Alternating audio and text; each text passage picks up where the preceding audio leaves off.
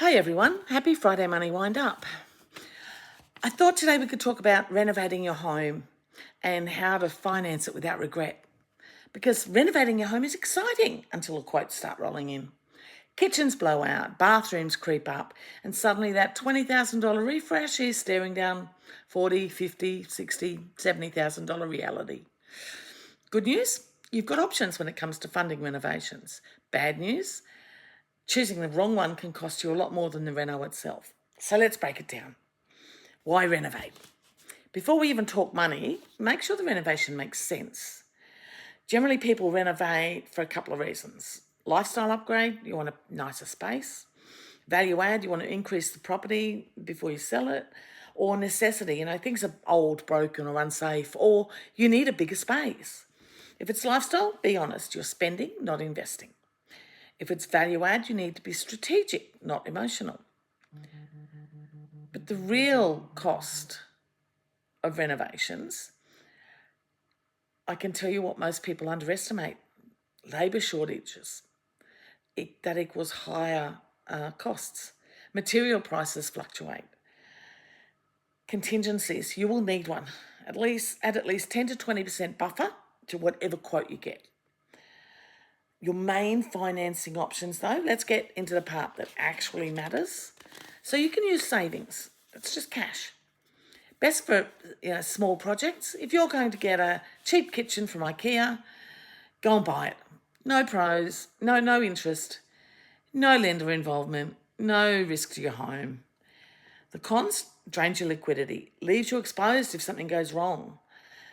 The truth: just because you can pay cash doesn't mean you should. Wiping out your savings for a new kitchen may not be smart. Redrawing from your home loan. If you've been ahead on your mortgage, you may have redraw available. That gives you low interest, your home loan rates, easy access and no new loans set up. Easy. The cons of that: it reduces your buffer. It's not always available depending on your loan structure. This is often one of the cleanest ways to fund renovations if the funds are there. Do you have an offset account? Using money sitting in your offset is similar to redraw but more flexible. You've got immediate access to it. You pay cash for everything. Keeps your loan structure intact. But you've got the same issue. It reduces your financial safety net. So think of offset funds as cheap money, but still your money. You could increase your home loan, or some people call it equity release. If your property's gone up in value, you might be able to borrow against the equity. Generally, you can borrow up to 90% of the value of your property, including your existing loan. So the pros of that: you've got lower interest than personal loans or credit cards. It can fund larger renovations. You've got potential value add to the property. The cons: it increases your debt, requires lender approval and possibly evaluation. This is the go-to strategy for bigger renovations done properly. Sometimes you can extend your loan back out to 30 years, which will help with cash flow. Construction or renovation loans. So if it's a big renovation, often you've got major structural changes, then the funds will be released in stages. The bank wants more control over large projects. There is more paperwork. It is doing a new loan. It's a slower process, but it requires plans, permits, and builder details. If you're knocking down walls or rebuilding, this is where things get serious.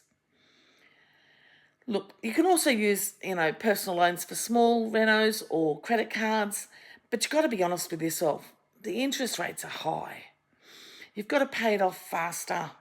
It's easier to spiral.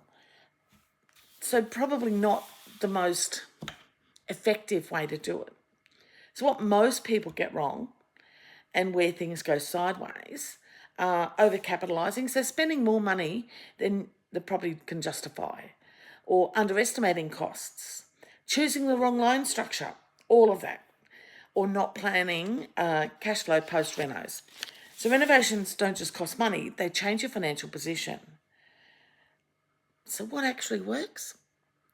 If you want to do this properly, get a realistic budget plus a buffer. Check your equity position. Choose the cheapest appropriate funding source. Keep a safety net. Don't go all in. And think long term, not just can I afford this now. A well-planned renovation can add serious value, both financially and in how you live day to day. Poorly planned one, it's just expensive stress with nice tiles. If you're unsure, this is one of those situations where getting proper advice up front can save you tens of thousands of dollars later. Talk to your broker, talk to some builders, but get the advice you need now. Happy Friday Money Wind Up, guys. Have a great weekend.